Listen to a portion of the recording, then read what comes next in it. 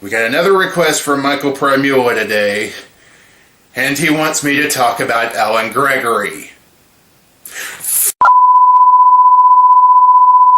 Alright, so because I hate myself, and because next month has a theme, I've decided to switch this request out with another request I was going to do next month. So that means that now I have to talk about one of the most hate-inducing animated shows ever made. Alan Gregory was shot out in 2011 by Jonah Hill, who I'm honestly okay with. He's not one of my favorite comedians, but I don't hate him either. Unfortunately, this is not one of his better projects. How bad was it? Let me put it this way. The ratings and reviews for it were so bad it only lasted half a season before Fox canceled it. Think about that for a second. The Nut Shack, for as bad as it was, lasted 16 episodes. Alan Gregory only lasted 7. It premiered at the tail end of October 2011 and didn't even make it 1 month into 2012 before it was officially canceled. That's pretty bad. And it doesn't look like a bad show either. Just from showing you clips without audio, the animation looks alright. Not great, but it's better than the Nut Shack at any rate. And some decent comedians were involved in the cast. Obviously, Jonah Hill plays the main character, but we also got Frank Stewart, Will Forte, Leslie Mann, and even Keith David. So what happened? Awful characters and even worse writing. Bad writing is one of my biggest pet peeves when it comes to the things I review, as I think you figured out by now. And when it comes to that, Alan Gregory is one of the kings of cringe. Let's start with the main characters. Alan Gregory is a pretentious 7-year-old boy who talks like he's an adult. A very, very obnoxious adult. Look, here's what's currently happening. You're being difficult, and I see this whole situation running a lot smoother if you choose to cooperate. Alan Gregory, I am your teacher, and I need you to respect that. Oh, no, I totally will respect that. If you can respect that we are on the same exact level authority-wise. Okay, that is absolutely not the case. Great, I'll see you back in there. I'm Patrick. You want to sit with us? Are you implying you want to schedule a lunch? Yeah, I guess. It works better for me if you say, would you like to schedule a lunch? That way I know what you're talking about. Okay. Do you? Do I what now, sweetheart? Want to have lunch? No, but I'd like to schedule lunch when you learn how to speak English. Now, how's your Friday? Because mine is insane. Patrick, what's on the old sketch for the day? Read it off to me. We have school? It says that? Well, no, I just know it because we have it every day. Yeah, but it should say it in there. What else we got? Hit me with it. Well, there's the dance coming up. Uh-huh. Did you ask Principal Gottlieb for me? Oh, yeah. She said there's no way in hell she's going with a 7-year-old, and then she kicked me out of her office. Well, now you're making me think you screwed something up. Does she hate you? So he's Stewie Griffin. Except for the whole evil genius thing that actually made him interesting to begin with. Think I'm being too harsh? Nope. The creators are definitely aware of that fact because when the show was coming out, this was one of the promos. You know what? Am I trying to murder my parents in every episode? Am I bent on world domination? Am I wearing a diaper right now holding a ray gun? Oh, I'm not? Okay, so that's the dumbest question I've ever heard. This is over. I'm out. When the entire premise of your show is based around one joke you stole from Seth MacFarlane, it's no wonder it didn't last long. And some people in the past have tried to point out to me that sometimes we aren't supposed to like the main character of a show. And fair enough, the unsympathetic comedy protagonist is a thing, but in my opinion there are only 2 real ways to do it. The first way is not to make them completely unsympathetic. Have them show their human or compassionate side once in a while, or maybe make them bitter at the world because of something that happened in their past. Character development is a great way to get us to like characters like these. But if you must make them completely unsympathetic, fine. Then make the universe hate them too. Hand them their asses constantly through karma because it's fun to watch assholes get what they deserve. Hell, Jonah Hill played one of these characters, Snotlout from the How to Train Your Dragon series. And in the movies, he was constantly getting his ass handed to him, and in the TV series, we actually see that he's that way because of his controlling father.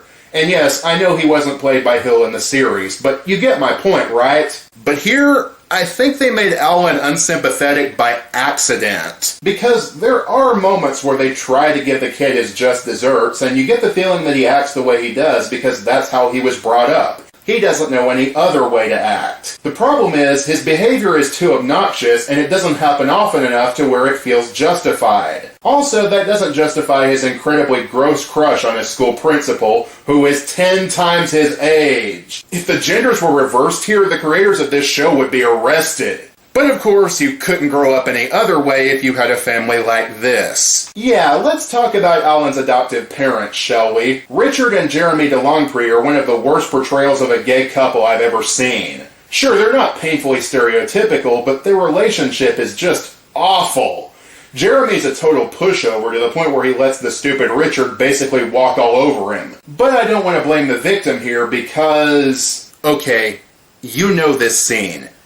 Anyone who's ever reviewed this show has brought this scene up. And it's for a reason. So I gotta talk about it. Proceed. Alan Gregory, 5 years ago, I was a straight man. I had a wife, 2 kids, rock-solid career. I was happier than I had ever been. And then one day, I had a meeting with a potential client. He was an older gay man, and we had a connection. A strictly platonic one, given my lifelong heterosexuality. But he wouldn't take no for an answer. He persisted. He followed me everywhere, gave me flowers, gifts. He believed deep within his heart that we were destined to be together. And you started to believe it too? So to recap, a rich, gay, spoiled brat harassed a heterosexual man with a family to the point where he started stalking him, and he wouldn't leave him alone unless he agreed to marry him. Good God, now I know why Fox greenlit this. It makes gay people look horrible. Oh, and there's also Julie, the other adopted child, who's kinda like Daria with a mutated forehead. Oh, and not as funny.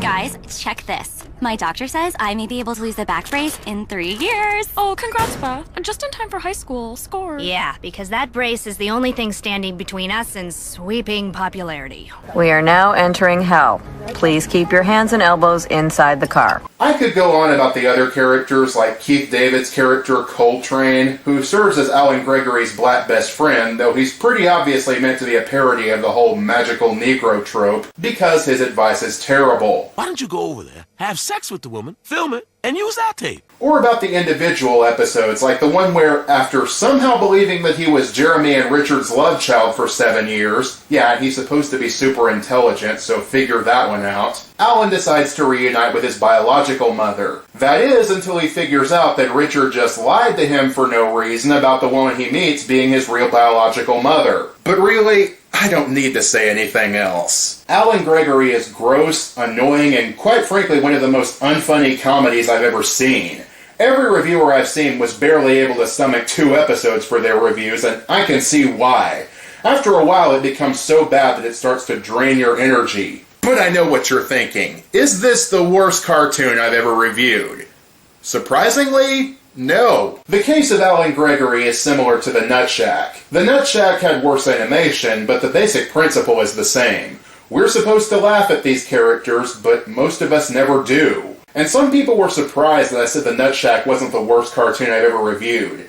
No, that honor goes to Alice in the Land of Stick Figures. But why is that? Well, because while the quality is similar, it's still the worst cartoon to me personally. The Nut Shack was bad and so is Alan Gregory, but they didn't offend me on a personal level like Alice in Wonderland did. It's one thing to have humor that really misses the mark or to have characters most people won't like. That's subjective. I don't like Drawn Together or South Park, though admittedly the latter is starting to grow on me a bit, but there are people that do, and I respect that. But it is a completely different thing to not care like this movie did and think your audience, which, may I remind you, are kids, are too dumb to notice that you didn't care. Which is offensive to me on a personal level as someone who eventually wants to create movies, not just critique them. If anything, if you want to create content for kids, it means you should have to care more. Otherwise, they're going to look back when they're adults like me and realize how shitty some of the films they watched as kids were. And do you want your kids to grow up like me? Of course you don't.